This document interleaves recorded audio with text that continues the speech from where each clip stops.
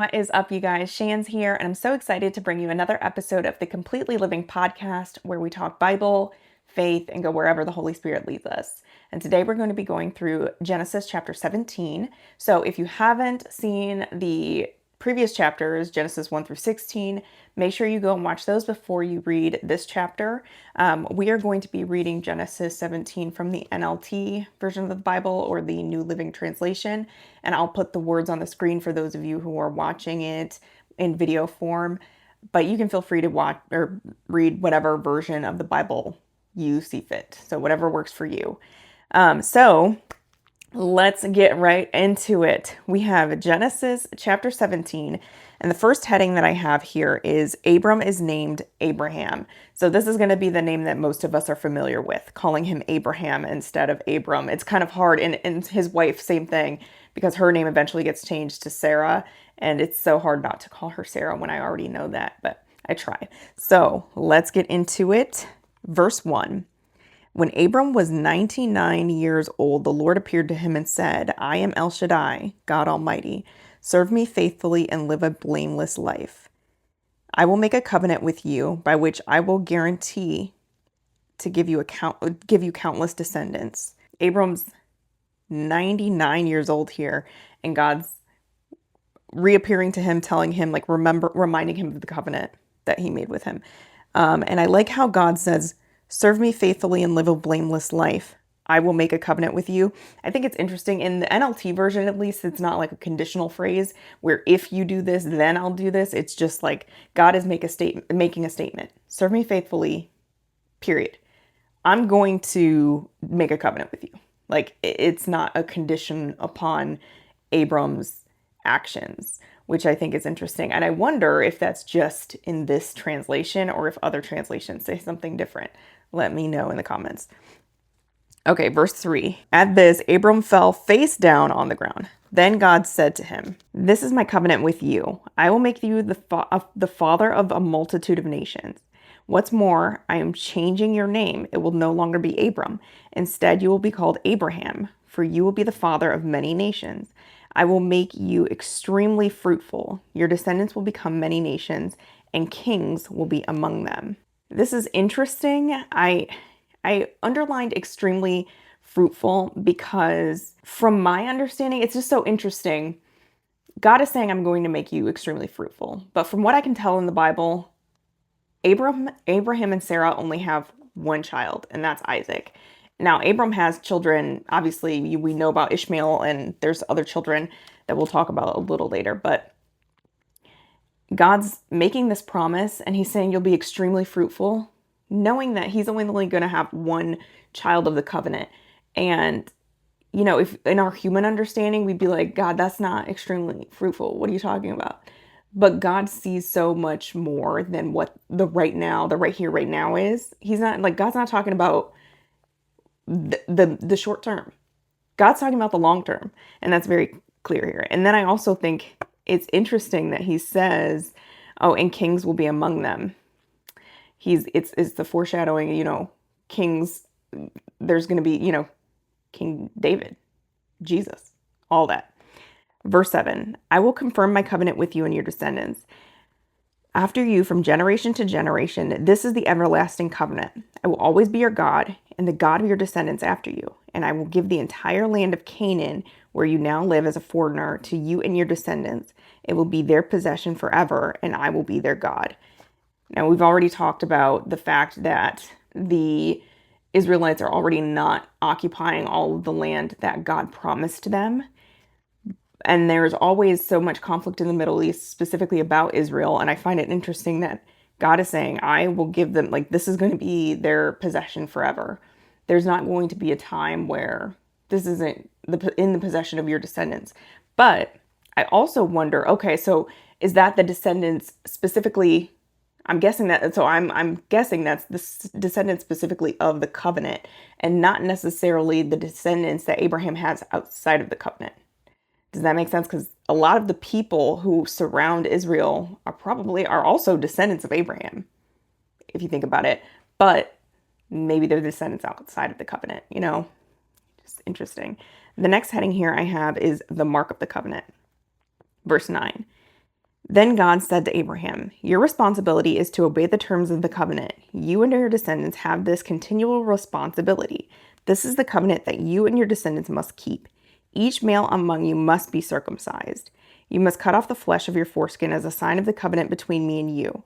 From generation to generation, every male child must be circumcised on the 8th day after his birth." That's interesting that it's specifically on the 8th day, because I know so many, it's like modern today to do this to male children in the hospital.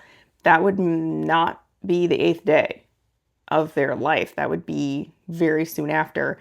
So I guess the act of doing it in the hospital might not necessarily be an exercise of this particular covenant. It might have originated from that idea, but it's not in practice what is biblically said anymore. According to the Bible, it's supposed to be on the 8th day. So interesting.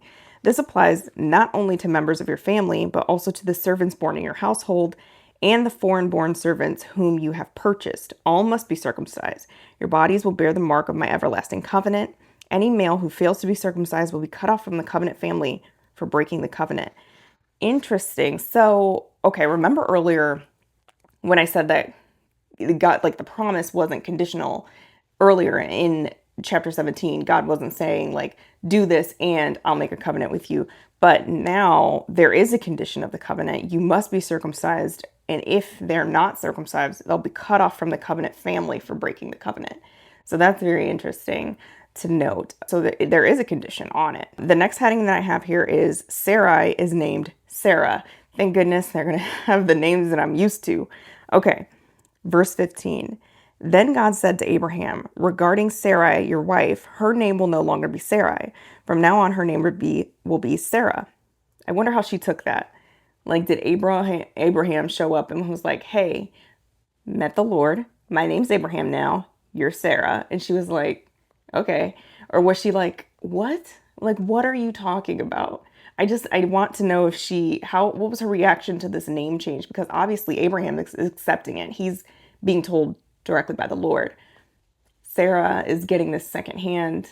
So I just wonder what kind of wife, how are you reacting to this, Sarah? And I will bless her and give you a son from her. Yes, I will bless her richly, and she will become the mother of many nations. Kings of nations will be among her descendants. Now, this is like the reiteration of the promise that was made. This covenant, this promise of Sarah having a kid was made years before. And it's still like, hey, don't forget that promise. I know you've been waiting.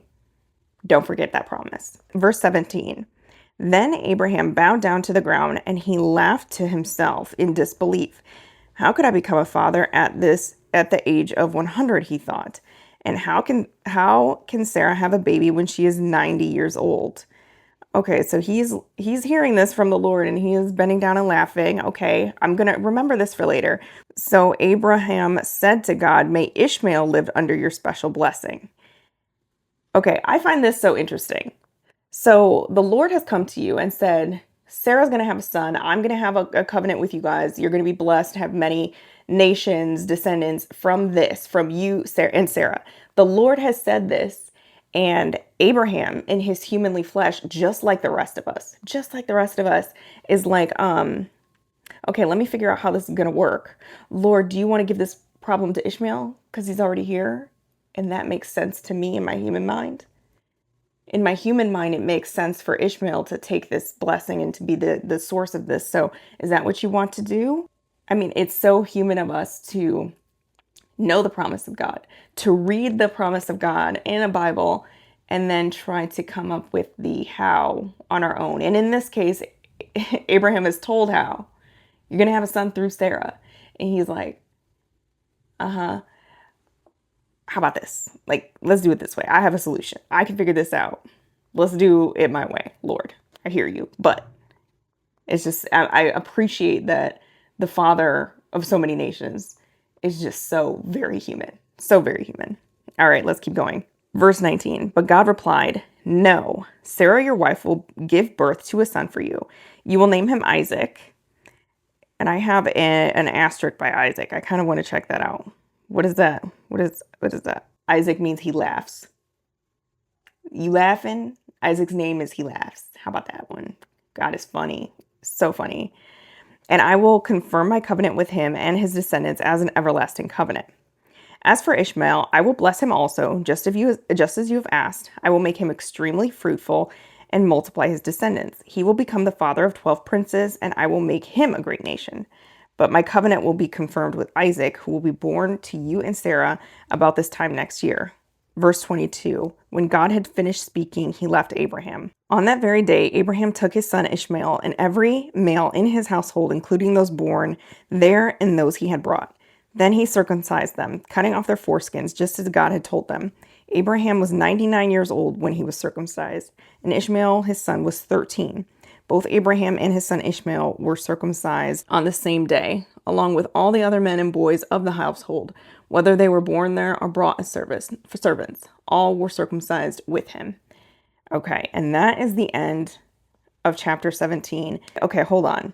So this 99-year-old Abraham goes to all of his grown servants and the kids, obviously, but he goes to these grown people and says, I have to do something to your body. Can you just come here? What was the reaction to, like, you're going to do what to us? Why? What was the reaction to Abraham saying this and doing this? Then who circumcised Abraham? Who did he trust to do this? I just wonder if it was like complete turmoil in the household that, Abraham has heard from God and now he has to do this thing. Or did people put up a fight? Or did they just say no and then they were cut off from the covenant? Like, they chose not to do it. And Abraham said, okay, fine, that's your choice. You're cut off from the blessing. I don't know. But that is the end of chapter 17. So make sure that you come back, because we're going to talk about Sarah's reaction to hearing that she's going to have a kid, even though they had already told her that she was going to have a kid. And she didn't really believe it was going to happen. And then she gave her husband Hagar instead. If you haven't listened to the previous chapters, make sure you go back and listen to them, okay? But that is all for now, and I will see you next time. Bye. I got my armor on. Ephesians 6 in my soul, better truth wrapped tight. Yeah, I'm ready to roll. Shield up high when the fire starts flying. Sword of the spirit, every verse